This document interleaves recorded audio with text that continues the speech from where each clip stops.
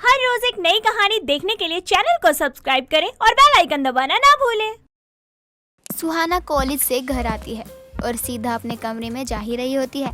तभी सुहाना की बुआ चंपा उसे बीच में टोकते हुए कहती है, अरे सुहाना, अब तो तेरी पढ़ाई भी खत्म होने वाली है। कोई लड़का देखा है अपने लिए? अगर नहीं देखा है तो मैं तेरे लिए लड़कों के इतने अच्छे अच्छे रिश्ते बता दूंगी। बुआ अभी मुझे आगे की पढ़ाई और भी करनी है और ये कोई शादी की उम्र नहीं है मेरी। यही उम्र शादी की बहुत सही है। अरे जब हम तेरी उम्र के थे न तो हमारी शादी हो चुकी थी और हम अपना घर संभाल रहे थे, लेकिन आजकल के बच्चे पता नहीं क्या ही चाहते हैं। हाँ, इतना अच्छा घर संभाला कि घर में रह ही नहीं पाई और मायके उठकर आ गई।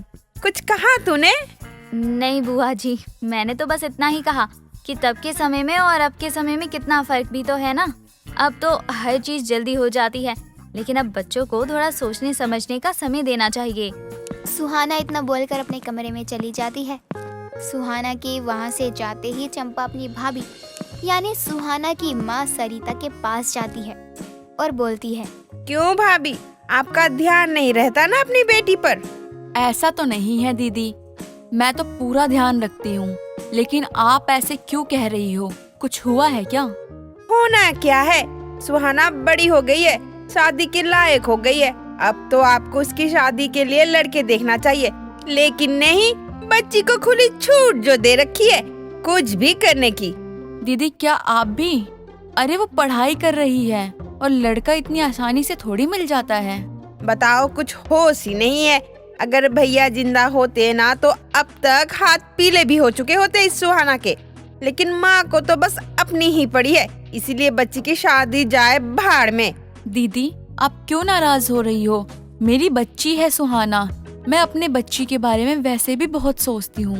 सोचती है ना? अब तो जल्दी से शादी करवा दे सुहाना की, वरना नाते रिश्तेदार ताने देने लग जाएंगे। और कुछ लड़के तो मैंने भी पसंद किए हमारी सुहाना के लिए, देख अगर तुझे पसंद आए तो। ठीक है दीदी, अगर आप इतना ही कह रही हो तो देख लेते हैं लड़का, जो ठीक लगेगा उसी से रिश्ता पक्का कर देंगे हम अपनी सुहाना का। भाभी आप ना ज्यादा मत तेज चलो, मैं कह रही हूँ इसीलिए मत करो, बल्कि आपको अपनी बेटी के बारे में सोचना चाहिए, वरना कल को तो आप मुझे ही बोलोगी कि मैंने बोला था शादी करवाने को। दीदी आप हर बात को ऐसे घुमा क्यों देती हो? मैंने तो ऐसा कुछ भी नहीं बोला। और सुहाना क्या बस मेरी ही बच्ची है? आपकी कुछ नहीं लगती सुहाना? अरे आप तो उसकी बुआ हो, जितना हक मेरा है सुहाना पर उतना ठीक आपका भी हक है।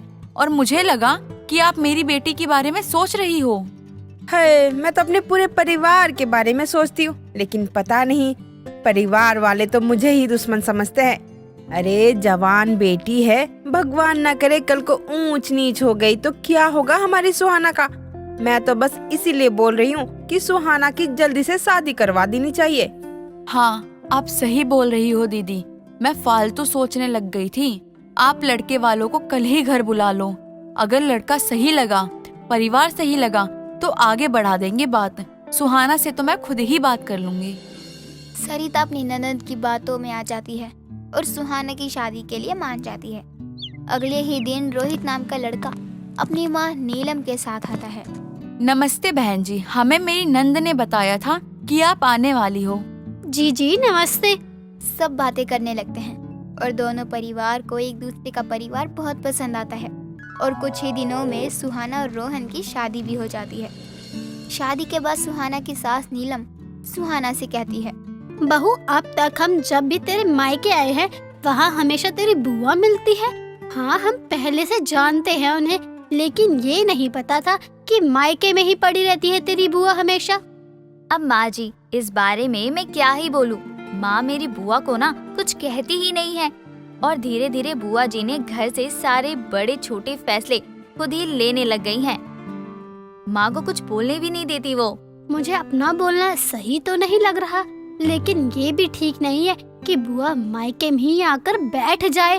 अरे किसी भी चीज की हद होती है, लेकिन क्या करे, अब कोई समझना ही नहीं चाहता है। तो नीलम की बहू को भी अपनी बुआ को मायके में रहना अच्छा नहीं लगता था। कुछ ही दिनों बाद सुहाना अपने मायके जाती है और कई दिनों तक वहीं रहने लग जाती है। और एक बार माँ और बुआ और सुहाना एक साथ बैठे होते हैं। तभी चंपा कहती है, क्या हुआ सुहाना, तेरे ससुराल में सब ठीक तो है ना? कोई परेशानी तो नहीं है वहाँ?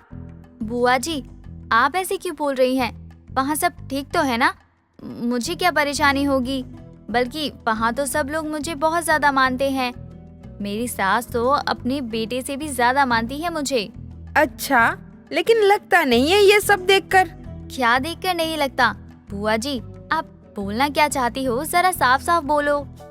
अरे इतने दिन हो गए हैं और अब तक तू अपने मायके में ही पड़ी है। तेरे ससुराल से ना कोई तुझे लेने आया है और ना ही फोन आया है। कब तक मायके में पड़ी रहेगी? बुआ जी आप जो बोलती हो क्या वो आपको सुनाई देता है कि आप क्या बोल रही हो? देख रही हो सरिता भाभी कैसे मुझे पलट कर जवाब दे रही है। अरे मैंने तो जो कुछ भी पूछा है वो इसकी भलाई के लिए था, लेकिन नहीं, इसे तो अपनी बुआ को निशा दिखाना है।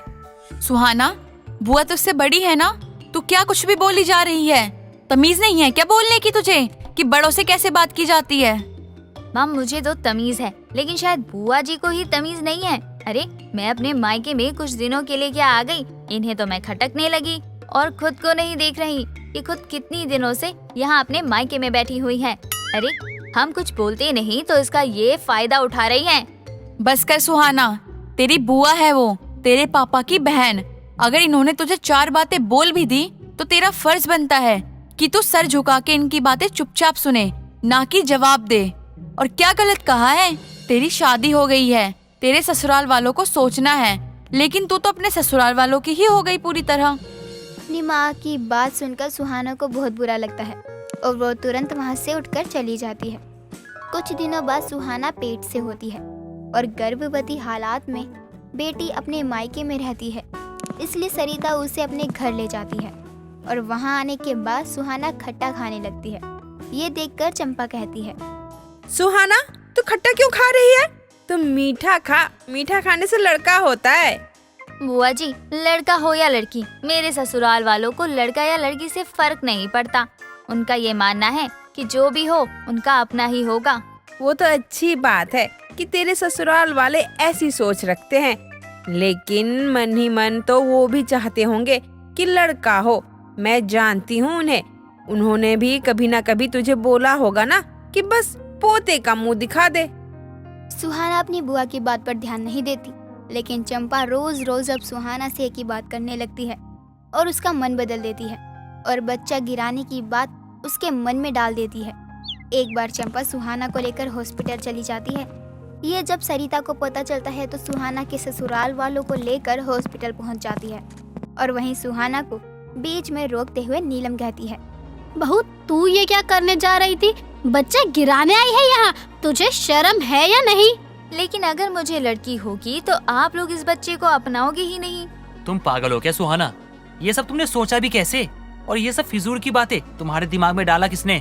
बुआ जी। दीदी आपको शर्म आनी चाहिए, आप बड़ी हो। मैंने हमेशा इसी बात का लिहाज किया और आपको इसीलिए कुछ नहीं कहा, लेकिन आप तो मेरी बेटी के दिमाग में ये सब डाल रही हो।